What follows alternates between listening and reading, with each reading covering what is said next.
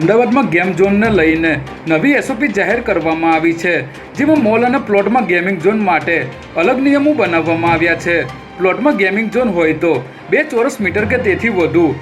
જગ્યા હશે તો જ મંજૂરી આપવામાં આવશે, જ્યારે મોલમાં ગેમિંગ ઝોન હોય તો ચારે તરફ ઇમરજન્સી એક્ઝિટ ઉપરાંત એન્ટ્રી અને એક્ઝિટના અલગ દરવાજા તેમજ અલગથી ફાયર એનઓસી લેવી પડશે. કોઈપણ ગેમિંગ ઝોન માટે મિનિમમ 25,000ની સ્ક્રુટીની ફી ચૂકવવી પડશે, તેમજ લાયસન્સ વિના ચાલતા ગેમિંગ ઝોન સામે આકરા પગલાં લેવામાં આવશે. વડતાલ સ્વામિનારાયણ સંપ્રદાયનું મંદિર બનાવવાનું હોવાના નામે મળતિયા અને ખેડૂતો સાથે મળીને કરોડો રૂપિયાની જમીન ખરીદી માટે અન્ય વ્યક્તિઓ પાસે કરોડોનું રોકાણ કરાવીને છેતરપિંડી આચરવાના મામલે વધુ એક ગુનો નોંધવામાં આવ્યો છે, જેમાં અમદાવાદમાં જમીન લે વેચનું કામ કરતા 2 વ્યક્તિઓને વિશ્વાસમાં લઈને બાયડના લીંબ ગામમાં સ્વામિનારાયણ મંદિર અને ગૌશાળા બનાવવાના નામે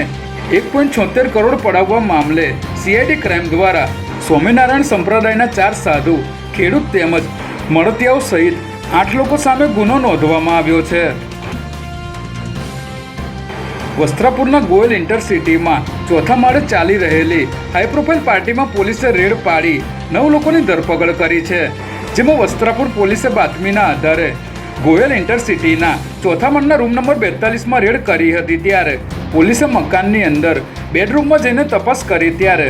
તમામ લોકો દારૂ પીવા બેઠા હતા અને રૂમમાં દારૂની બોટલો પણ પડી હતી, જેથી પોલીસે 4 દારૂની અડધી ભરેલી બોટલ અને 1 ખાલી બોટલ સાથે 9 નબીરાઓની દારૂ પીધેલી હાલતમાં અટકાયત કરી હતી.